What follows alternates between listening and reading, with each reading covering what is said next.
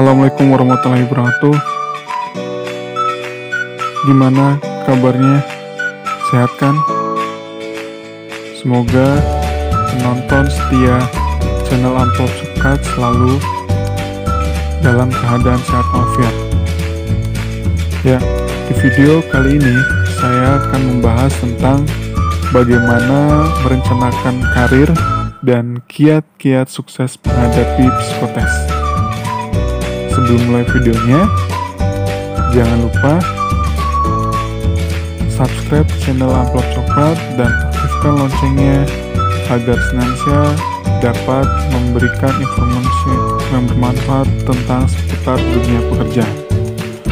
Oke, tidak usah berlama-lama, kita saksikan videonya. Check this out.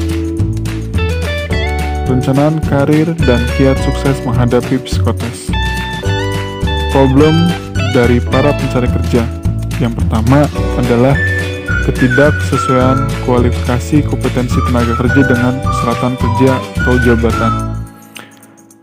Pencari kerja belum memahami kondisi potensi dirinya, yaitu kemampuan, minat, bakat, dan kepribadiannya. Kurang dapat mengarahkan dan mengembangkan kompetensi yang dimiliki untuk dapat mengisi kesempatan kerja sesuai dengan pekerjaan atau jabatan yang diminatinya.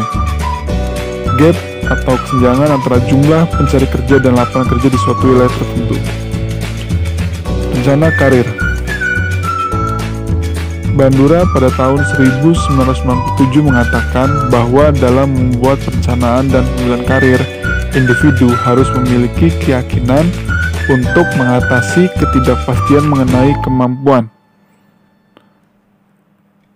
Harlock pada tahun 1973 mengungkapkan bahwa faktor keluarga, jenis kelamin, sekolah, derajat, realitas, kemewahan, kepribadian, dan informasi vokasional akan mempengaruhi pemilihan karir seseorang. Sedangkan pendapat Santrock pada tahun 2003, banyak pencari kerja yang tidak mempunyai informasi cukup mengenai karir dan bahkan tidak tahu bagaimana caranya. Tahapan-tahapan perkembangan karir. Pertumbuhan yaitu sekitar 0-14 tahun. Sifatnya atau karakteristiknya mengamati dunia sekitarnya, rasa ingin tahu, mengembangkan minat dan membentuk kompetensi, dan memahami kelebihan dan kekurangan. Di tahun ke-15 sampai 24 tahun itu adalah tahapan eksplorasi, di mana terdapat sifat atau karakteristiknya. Sifat pengembang sudah internal, mudah melihat bidang pekerjaan yang ingin ditekuni berdasarkan pendidikan yang dipilih, menyelesaikan sekolah dan mulai bekerja. Dan karakteristik terakhir adalah komitmen masih rendah sehingga mudah pindah-pindah kerja. Tahapan selanjutnya adalah tahapan penetapan, yaitu usia masa kerja 25 sampai 44 tahun. Karakteristiknya mulai membangun posisi dalam pekerjaan dan berusaha menampilkan prestasi yang baik, mulai menampaki jenjang karir, memantapkan bidang pekerjaan dipilihnya. Kemudian ada tahapan pemeliharaan, yaitu sekitar usia kerja 45 sampai 65 tahun. Karakteristiknya adalah memutuskan untuk tetap bertahan pada pekerjaan yang telah dijalani pada tahap-tahap sebelumnya, mulai meningkatkan karirnya. Biasanya mereka mencapai puncak karirnya. Dan tahapan terakhir yaitu penurunan atau di atas masa kerja 65 tahun. Karakteristiknya adalah mengalami penurunan energi dan minat pada pekerjaan, mengurangi pekerjaan dan menyerahkan pada yang lebih muda, dan menghadapi untuk masa-masa pensiun. Langkah karir planning.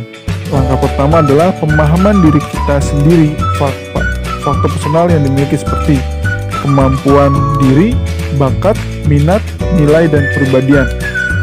Tahapan yang kedua adalah pengetahuan tentang pekerjaan atau vokasional, dipengaruhi oleh faktor keluarga, teman sebaya, sekolah, gender, kemewahan, dan gengsi, dan sebagainya. Tahapan career planning yang ketiga adalah menghubungkan pemahaman diri dengan pengetahuan mengenai pekerjaan untuk membuat keputusan karir. Menurut John C. Maxwell, ada 7 rahasia sukses, yaitu yang pertama, there's no script of success. Yang kedua adalah success is for everyone. Yang ketiga, your life becomes better only when you become better. Yang keempat, there's no success without sacrifice. Yang kelima, success is in inches, not miles. Yang keenam, the greatest enemy of tomorrow success is today, success. Yang ketujuh, no advice on success work unless you do. Sukses karir, bagaimana sih supaya teman-teman mengalami kesulitan karir? Yang pertama adalah hentikan kebiasaan. Blame, excuse, justify. Blame yaitu menyalahkan orang lain dan menyalahkan lingkungan. Excuse mencari alasan, mencari kambing hitam. Justify ya terang aja, ya jelas aja.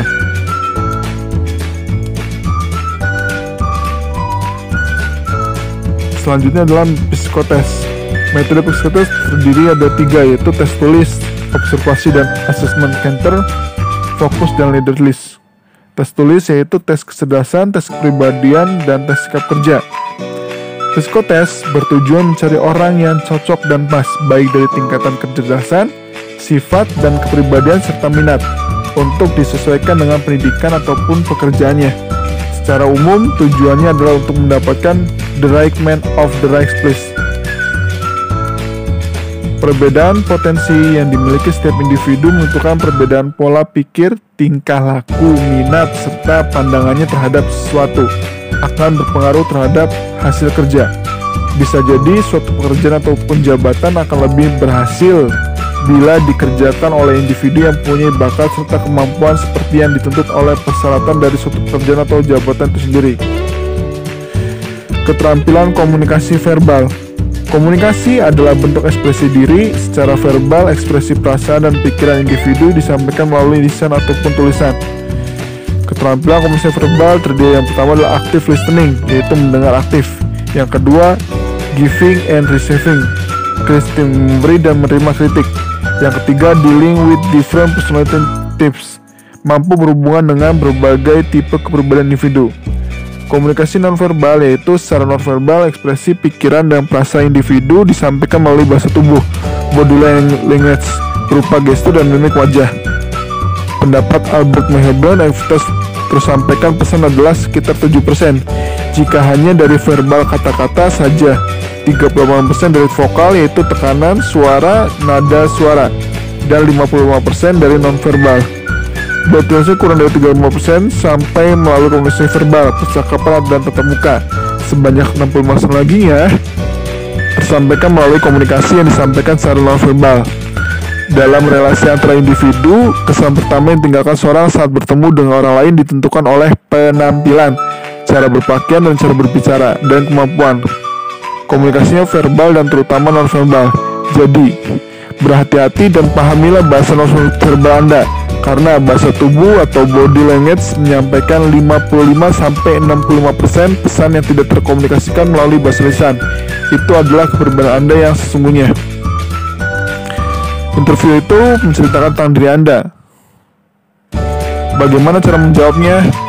Ada yang disarankan ataupun yang tidak disarankan. Yang tidak disarankan dalam menjawab tentang pertanyaan cerita tentang diri Anda, yaitu yang pertama contohnya adalah saya merasa biasa-biasa saja. Yang kedua, tak banyak yang bisa saya ceritakan tentang diri saya.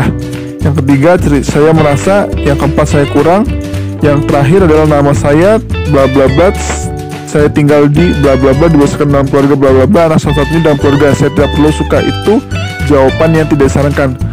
Jawaban yang disarankan adalah harusnya gini: penghargaan terhadap diri sendiri, menampilkan kelebihan dan kemahiran yang dimiliki, hal-hal yang Anda sukai, hal-hal yang Anda inginkan, dan harapan untuk masa depan. Contoh jawabannya, saya Eliana Rahman, anak pertama dari 5 bersaudara. Sejak SMA, saya aktif di koran sekolah. Saya bisa menulis, mewawancarai orang, dan berhubungan dengan banyak orang. Dari situ, saya menyadari bahwa menyenangkan sekali bertemu dengan mereka, berdiskusi dan belajar banyak hal. Selain itu, saya suka musik, membaca, dan traveling. Saya berharap saya bisa lebih mengembangkan kemampuan tersebut dan memperoleh lebih banyak pengalaman dengan bekerja di perusahaan ini. Negosiasi. Jika ingin menulis janji, bagaimana cara menjawabnya?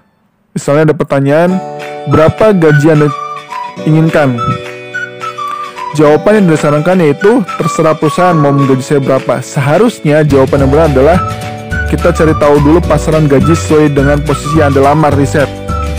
Bertanya pada mereka yang sudah berada pada posisi yang Anda lamar, disesuaikan dengan kualifikasi yang dimiliki. Tentunya harus berdasarkan riset. Buat hitungan sendiri tentang berapa gaji yang kita inginkan berdasarkan jumlah kebutuhan bulanan termasuk jumlah tabungan. Contoh jawaban cara menjawab tentang pertanyaan berapa gaji yang Anda inginkan. Jawaban yang bagusnya atau yang disarankan adalah seperti ini. Sesuai dengan kualifikasi yang saya miliki, saya percaya perusahaan sudah memiliki standar gaji yang sudah ditetapkan. Saya harap perusahaan bisa menghargai saya sebagaimana karyawan lain dengan kualifikasi yang sama. Itu jawaban yang pertama. Jawaban yang kedua yang disarankan adalah saya menyadari sebagai seorang yang baru lulus atau fresh grad belum punya pengalaman. Saya belum bisa membuktikan kinerja saya, namun dengan prestasi yang saya miliki ketika kuliah ataupun di tempat sebelumnya, saya ingin dihargai oleh perusahaan sesuai dengan prestasi tersebut. Saya percaya perusahaan mampu melakukannya. Itu jawaban untuk seorang yang belum pernah punya pengalaman ataupun fresh grad ataupun baru sekolah. Kemudian ada pertanyaan begini. Mengapa kami harus mempekerjakan Anda? Berikan alasan mengapa Anda harus kami pilih. Jawaban yang disarankan dari pertanyaan tentang mengapa kami harus mempekerjakan Anda atau berikan alasan mengapa Anda yang harus kami pilih, yaitu jawaban yang disarankan adalah merangkum semua pengalaman kerja yang Anda menurut Anda akan bermanfaat bagi perusahaan. Merangkum prestasi akademik capaian dalam kegiatan non-akademik ataupun pengalaman organisasi yang relevan dengan posisi yang dilamar. Disebutkan keunikan atau spesifikasi yang dimiliki yang bisa memberi kontribusi optimal pada posisi yang dilamar. Contoh jawaban disarankan. Ketika kuliah, saya selalu mampu menyelesaikan semua tugas yang diberikan pada saya tepat waktu dan mendapatkan nilai yang baik. Saya yakin kebiasaan baik ini bisa saya lanjutkan perusahaan ini. Itu jawaban yang disarankan yang pertama. Untuk yang kedua, selain kuliah, saya memiliki bisnis meski masih dalam skala kecil. Saya sungguh-sungguh mengolah bisnis saya dan sejauh ini hasilnya belum pernah mengecewakan. Saya yakin di perusahaan ini juga saya bisa melakukannya. Jika teman-teman sudah memiliki pekerjaan sampingan, dan ini untuk jawaban orang yang sudah memiliki atau sudah sempat berorganisasi, yaitu jawabannya adalah dalam kehidupan organisasi saya selalu dipercaya untuk memegang posisi atau jabatan tertentu. Jadi disebutkan jabatan apa. Dengan itu saya yakin saya adalah orang yang bisa dipercaya dan bertanggung jawab terhadap tugas yang diberikan pada saya. Begitu juga saya akan lakukan di perusahaan ini. Oke, terima kasih dari saya. Tadi adalah pembahasan tentang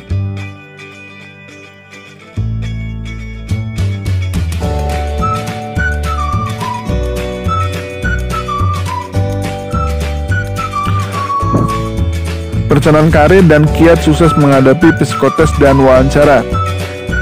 Semoga video ini bermanfaat. Kurang lebihnya saya mohon maaf. Jika ada pertanyaan atau saran dan masukan untuk kira-kira nih video di amplop coklat ini membahas apa di minggu depannya, silakan isi kolom komentar ya. Dan jangan lupa klik subscribe amplop channel dan aktifkan loncengnya. Kurang lebihnya saya mohon maaf. Akhir kata, wabillahi taufiq. Assalamualaikum warahmatullahi wabarakatuh. Salam sukses dari Amplop Coklat Channel.